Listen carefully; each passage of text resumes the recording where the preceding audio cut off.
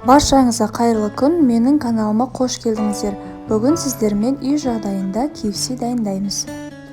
Бұл KFC менің отбасымның көңілінен шықты. Сіздердің де отбасыларыңызға ұнарына сенімдімін. Ең алдымен тауық аяқтарын суға саламыз. Тұз қосылған суда 15-20 минут бойы пісіріп қайнатып аламыз.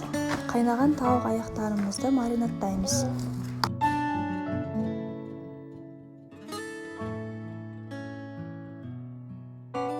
Маринаттап алу үшін бізге аджика қажет, тұз, қара бұрыш, қызыл бұрыш, паприка және де чеснок.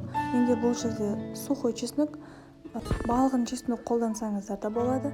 Зәйтүн майы, барлығын бір келгі етіп тауыққа жағып шығамыз, видеода көрсетілгендей, және 20 минутқа маринация үшін қалдырамыз.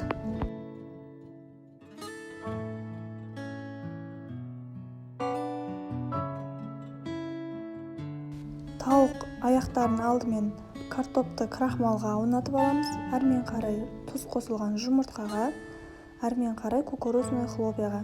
Кукурузный хлопья тәтті емес болу керек. Ол кез келген дүкен сөрелерінен табуға болады, және де қолмен өте жұмсақ езіледі, яғни блендердің қажеті жоқ. Әрмен қарай қызып тұрған табада екі бетін 2 минуттан қуырып аламыз.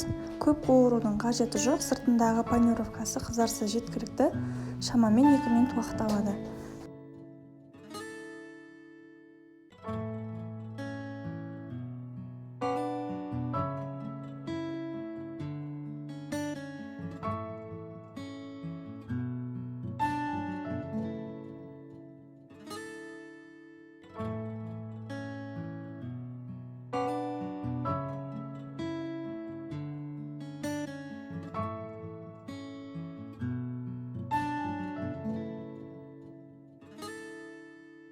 Біздің үй жағдайында дайындалған KFC тауық аяқтарымыз дайын.